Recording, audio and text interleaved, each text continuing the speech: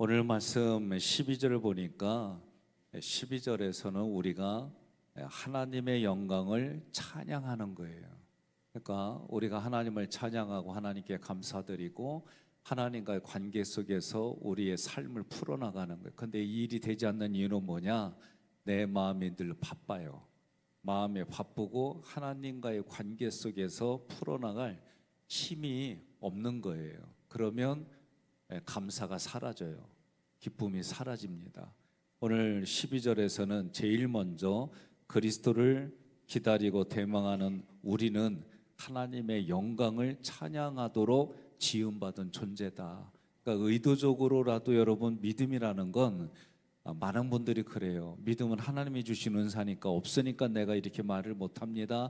그래요. 아니에요. 하나님이 이미 다 주셨어요.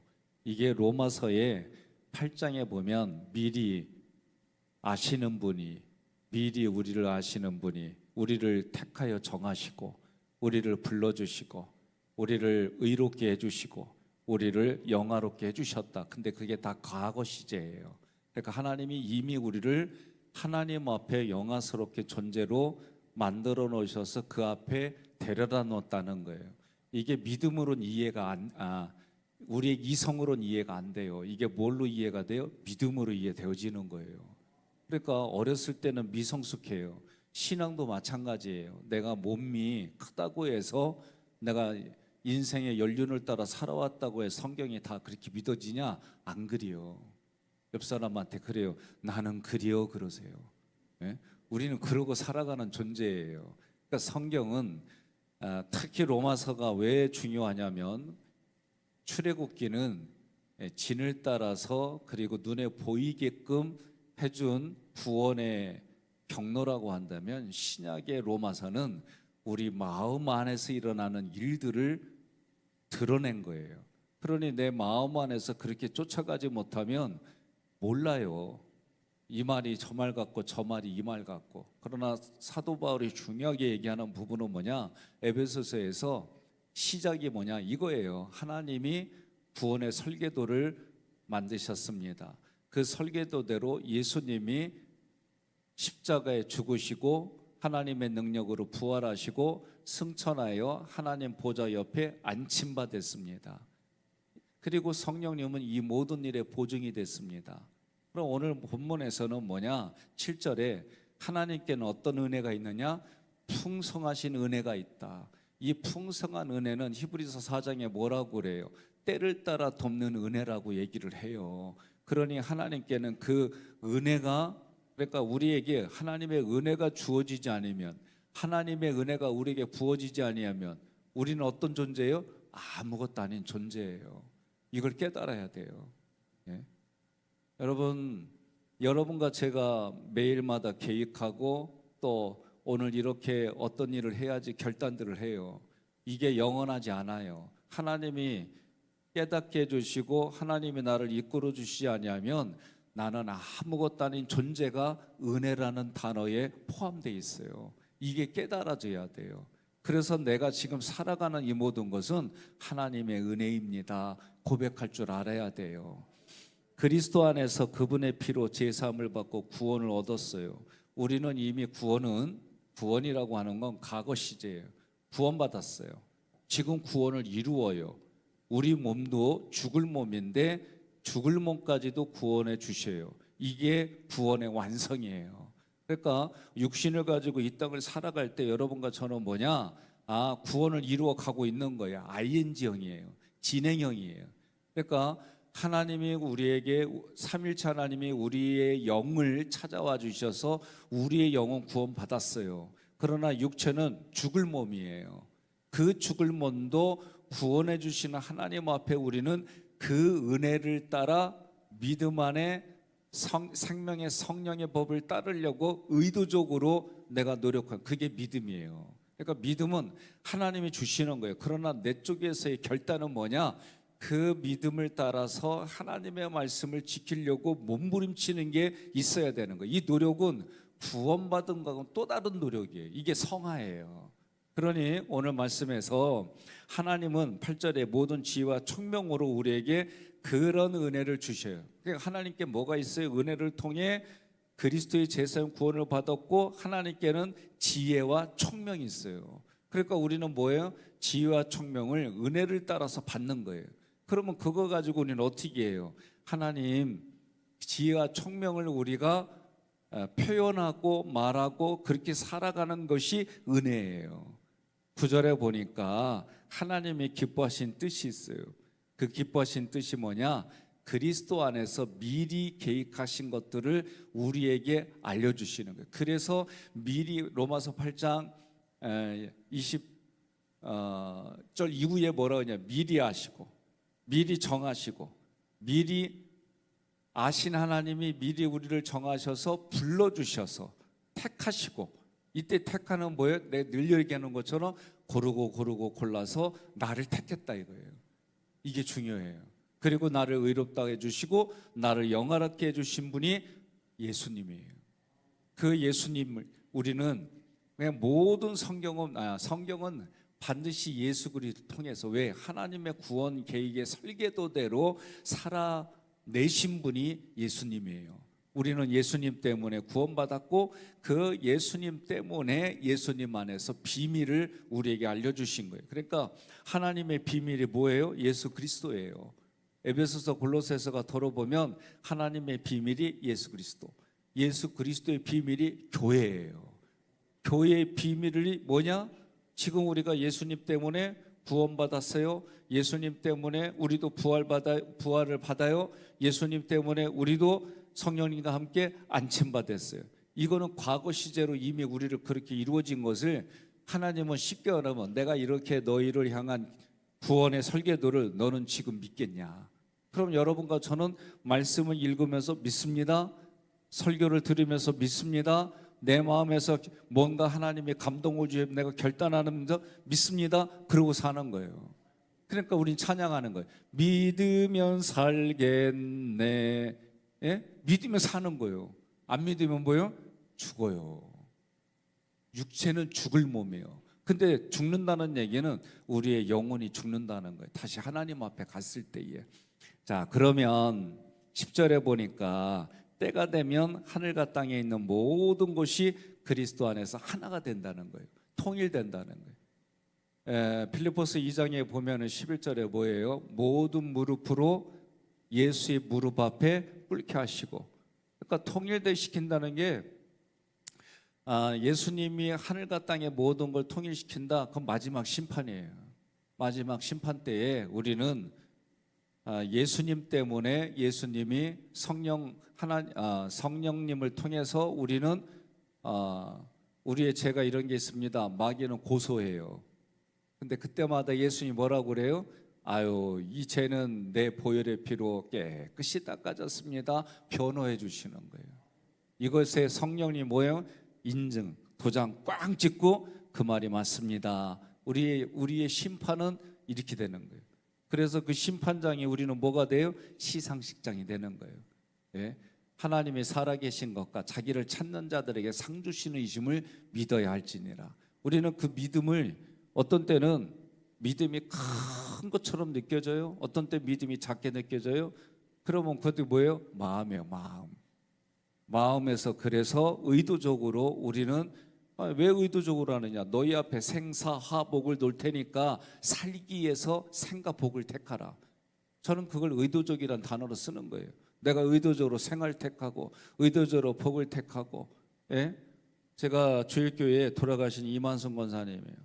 제가 학교 오고 나서 전화가 왔어요. 몇 달 여기 온 지 좀 됐을 때. 그래서 어쩐 일이시냐고, 잘 지내시냐고. 이분의 사연은 뭐냐? 3남매를 두고 남편이 그냥 세상에 바람 따라 구름 따라 여인 따라 멀리 갔어요.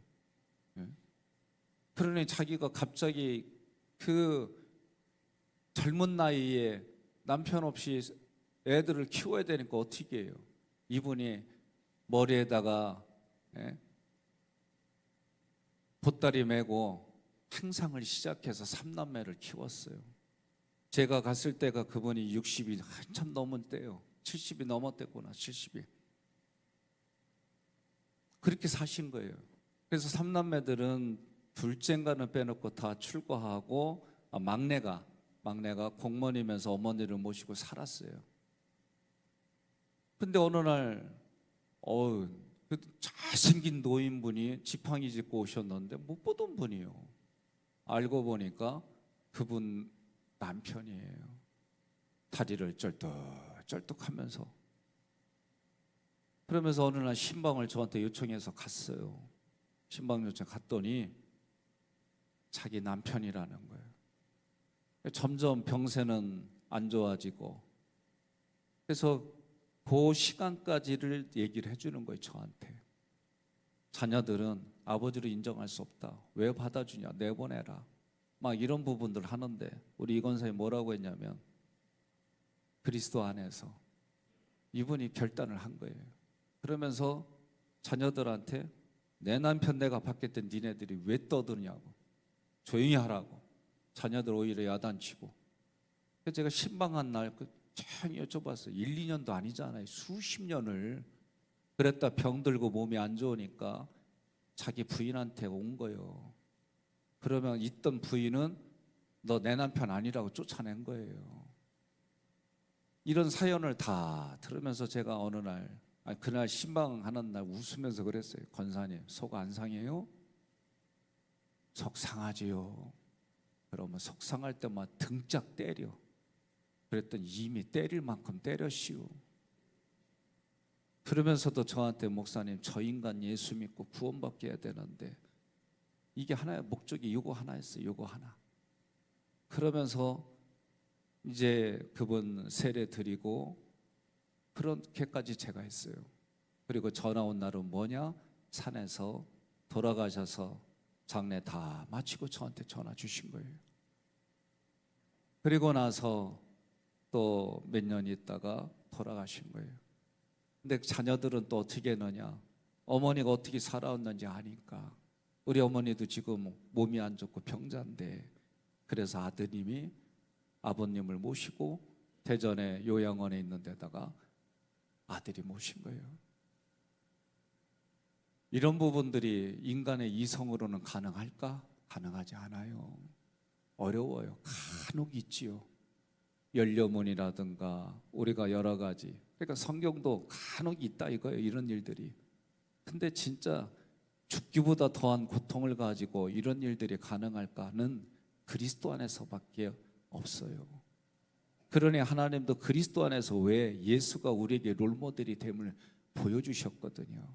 그러니 우리의 신앙에 따라 왼수도 어느 날 축복하는 게 내가 살 길이다가 깨달아지는 것도 그냥 안 깨달아지는 거예요.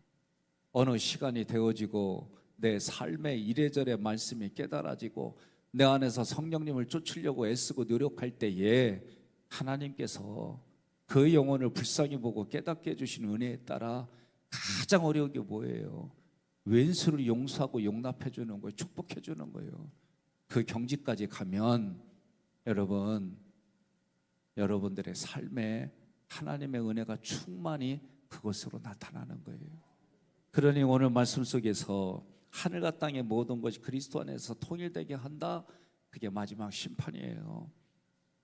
그리고 11절에 보니까 하나님이 그리스도 안에서 하나님이 기뻐하시는 뜻대로 하나님의 계획대로 우리가 그분의 백성이 되었다는 것을 우리는 찬양하라는 거예요. 그러니 오늘 여러분들이 하나님께 감사하고 찬양하고 자꾸 찾아내세요. 이 세상은 힘들어요. 고난이라는 게 왜 있어요? 하나님과의 관계 속에서 하나님 말씀을 듣지 못하니까 우리는 징계를 받아서 겪는 고난도 있고, 우리가 의식주 문제를 위해서 살아가느냐고 고난이 있고, 마귀의 시험이 있어서 고난이 있고, 안 그래요? 우리의 생각과 우리의 감정이 온전하지 못해서 오는 고난도 있고 그래요. 우리 그런 고난이 늘 산재해 있어요. 그러니 세상과 짝해서 살면 고난은 해결도 안 되고, 세상과 짝하면 성경이 말하는 대로 하나님과 왼수가 되고, 그러니 생명의 성령의 법을 따라서 내 마음의 법이 육신의 법을 따르지 아니고 의도적으로 생명의 성령의 법을 붙잡는 거 이거 위에는 없어요. 그럼 그 붙잡는 걸 뭐라고 그래요? 자기를 부인하고 자기 십자가를 지는 모습이 그 모습인 거예요. 그러니 여러분과 제가 오늘도 깨어 있어서 하나님의 계획하신 뜻 가운데 나를 백성 삼아 주시고 이 자리까지 이끌어 주시고 오늘도 잠과 싸우면서 여러 가지 육신의 고단함과 싸우면서 오시는 여러분들을 주님의 이름으로 축복합니다. 목사가 할 수 있는 건 뭐예요? 성부, 성자, 성령의 이름으로 여러분들 복을 비는 거 이해는 없어요. 하나님이 여러분을 도와주시라고. 그리고 우리는 어떻게 해요? 하나님과의 관계, 사람과의 관계를 잘 맺어가면 하나님이 그 가운데 때를 따라 도와주시는 은혜가 있고 형통한 일이 있고 이 모든 일들이 하나님의 뜻과 계획 안에 주어지는 거예요. 이걸 잊어버리면 안 돼요. 내가 만들어가는 거다? 안 그래요. 하나님이 만들어가는 거예요. 어떻게? 하나님이 나를 택해서 영화로운 자리까지 나를 이끌어가 주시는데 하나님의 계획 가운데 나를 이끌어간다? 야, 이거 하나만 생각해도 나의 작품이 하나님 앞에서 마지막 완성된 작품이 어떻게 나올까? 이런 기대를 가지고 여러분들이 내 삶에 선하신 하나님을 쫓아가며 나는 쫓아가는 것밖에 없는데 나중에 보니 하나님의 나라라고 하는 사람의 인생의 작품을 써가는 것이 기가 막힌 거라. 오늘 그런 마음을 가지고 여러분들이 오늘 하나님께 기도하시고 오늘도 하나님의 나를 축복해 주시고 이끌어 주심에 그러나 그것은 그냥 되는 게 아니라 고난을 통해 고난이 내게 유익이라. 왜? 그 고난을 통해서 하나님의 율법, 하나님의 말씀의 깨달음이 있고 하나님의 말씀을 어떻게 찾아가야 될지 알게 하시는 고난이 내게 유익이라. 그러니 모든 걸 통해 여러분 우리가 할 수 있는 건 뭐요? 하나님을 찬양하는 것밖에 없더라. 오늘 하나님 찬양합시다. 오늘 하나님 마음껏 찬양하시고 기도하고 부르짖다가 응답 가운데에 여러분의 영혼이 심령이 내 안에서 기쁨과 평강이 넘치고 오늘도 나에게 계획하시고 예정하신 모든 일들이 주 안에서 성취되는 하루와 남은 생이 되시기를 주님의 이름으로 권면하며 축복합니다.